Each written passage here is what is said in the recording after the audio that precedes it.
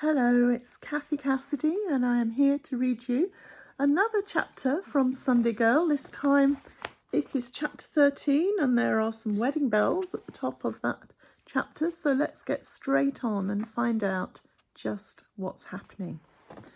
I'm standing in the bedroom at Dad and Victoria's place wearing a sugar pink mini dress and a scowl. Shall I go shorter? Victoria wants to know. You've got good legs, Jude. No, it's fine, I insist.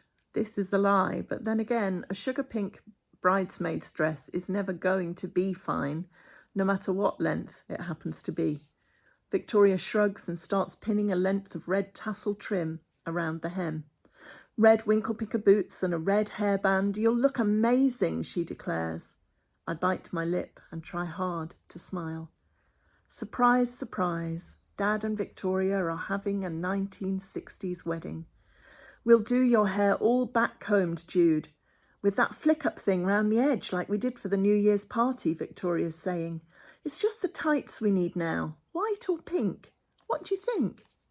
I don't mind, I tell her. I don't. Either way, I'll look disgusting.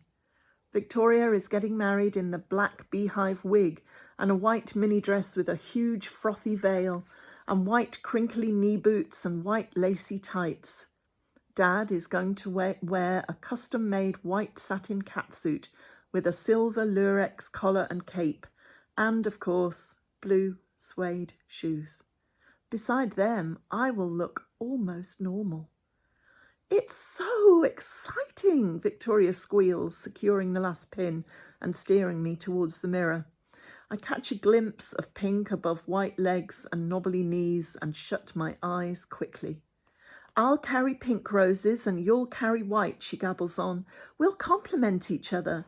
We're going to have Love Me Tender instead of the wedding march too. That's cool, Victoria, I say through gritted teeth.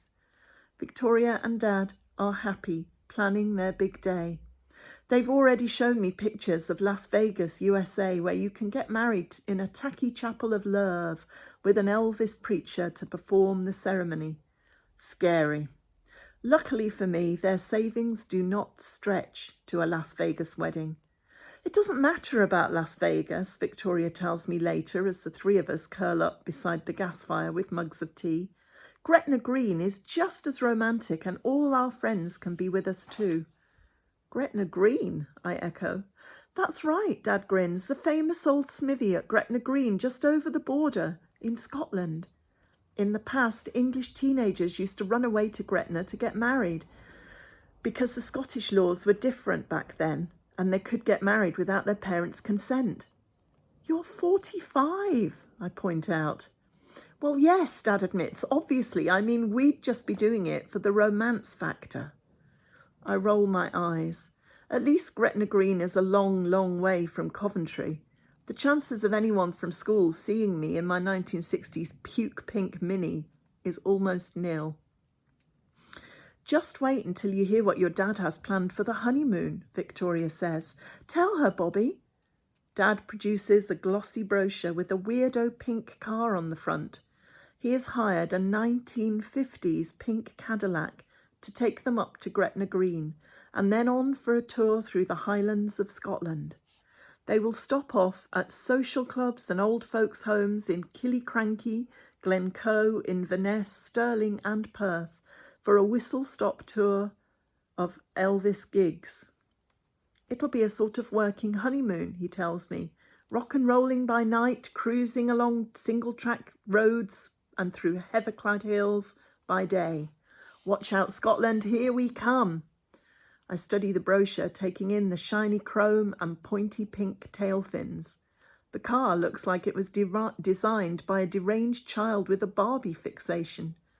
Right, I say. And you think the pink Cadillac will be up to the single-track roads and heather-clad hills? It being 50-odd years old and all that? Dad frowns. Of course it will, he says gruffly. Those classic cars were built to last. You'll see anyway. You can drive up to Gretna Green with us. We'll have the works. A 60s karaoke and bagpipes and fireworks, the lot. Keep your diary free for the 1st of April. The what? April the 1st, Dad grins. Thought it would be a bit of a laugh. April Fool's Day. The date fitted, Victoria explains. We wanted a spring wedding and all the later Saturdays were busy. There were gaps for April the 1st. Some people didn't fancy getting married that day, apparently. I wonder why, I mutter. It's funny, Jude, Dad insists. A day to remember and think about it. We'll never be able to forget our anniversary, will we?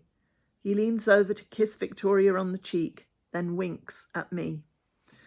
I sip my tea, wondering if I'm the only sane person in my entire family. It looks like it. An invitation to Dad and Victoria's wedding appears. The card is shaped like a profile of Elvis, with a curling lip and a quiff made of black fur fabric. Mum, making a rare pre-lunchtime appearance at the breakfast table, picks it up distastefully as though it may be carrying germs. Bobby and Victoria would like to invite Patrick, Molly and Jude to celebrate their wedding at 11:30 on Saturday the 1st of April at the Old Smithy, Gretna Green, and to the reception afterwards at the Thistle Hotel and Diner. 1950s-60s attire optional. For goodness sake, how tacky is that, she exclaims, and they haven't even had the courtesy to invite me. Rose, pet, you wouldn't want to go to Bobby's wedding now, would you? Grandad reasons. I shouldn't think any of you would want to go, Mum says, stubbing out her ciggy on a side plate, out of loyalty to me. Well, now, I don't suppose Molly and I will go, Grandad admits. It's too far for Molly. All that travelling, she's not really up for it. Nice of them to think of us, though. Nice, Mum barks. Nice? Really? But you left Bobby, Grandad points out. Not the other way round, Rose. It's good that he's found someone else, settling down at last. I always knew it would work out in the end, Gran says dreamily. Perhaps I'll get a new hat. You'll need a new suit, Patrick, to walk our Rose down the aisle. It's not my wedding, Mum says scornfully, thank goodness. Gran's face crumples. But I thought... Bobby's marrying Victoria, Grandad reminds her. You remember, Molly love. Oh, well, you missed your chance there, Rose, pet, Gran says. Never mind. Perhaps you'll catch the bouquet. Mum snorts. As if. Who wants to get married anyway? I'm a career girl. I thought you were a hairdresser, Gran says, baffled. Mum rolls her eyes, lighting another cigarette and frowning at the invitation. Have you seen the date? April Fool's Day. Well, that is the biggest joke of all, isn't it? There's a dull silence, broken only by the clickety-click of Gran's knitting.